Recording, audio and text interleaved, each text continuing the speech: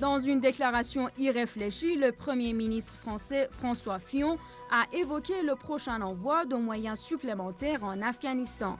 Mais au-delà de cette annonce, il s'est placé ouvertement dans le cadre d'un combat contre le monde musulman.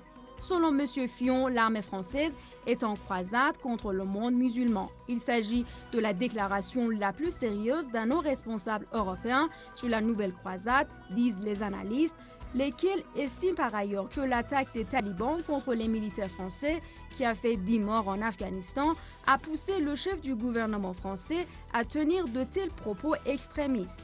D'autant plus que l'incident a laissé des traces sur le rôle qu'entend jouer Paris en Afghanistan et qu'il a provoqué des tensions au sein de la classe politique française. Il semblerait que pour calmer les protestations internes, M. Fillon invoque le leadership de son pays dans la nouvelle croisade contre le monde musulman. Mais au dire et de l'avis de nombreux penseurs, une telle croisade n'existe pas, même si après les événements du 11 septembre 2001, des extrémistes américains avaient parlé de la croisade de l'Occident contre le monde islamique. Le président des États-Unis, George W. Bush, avait lui aussi employé le terme. Ceci dit, les protestations et les indignations internationales, aussi bien du côté musulman que chrétien, avaient contraint ces derniers à se rétracter.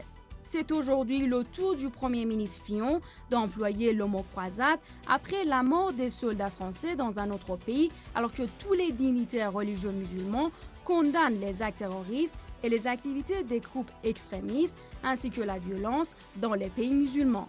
De tels actes, affirme-t-il, ne font que porter des coups à l'islam, religion de paix qui respecte la vie humaine, même celle de ses ennemis.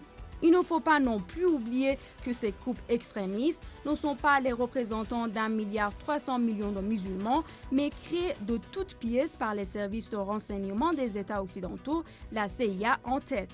Leurs connivences et liens secrets avec ces derniers sont désormais connus de tous. Quoi qu'il en soit, faire le lien entre les groupes terroristes et les religions est un acte irréfléchi et dangereux. En tout cas, les musulmans n'incriminent jamais le christianisme ni le judaïsme pour les crimes et les exactions des gens qui prétendent appartenir à ces religions.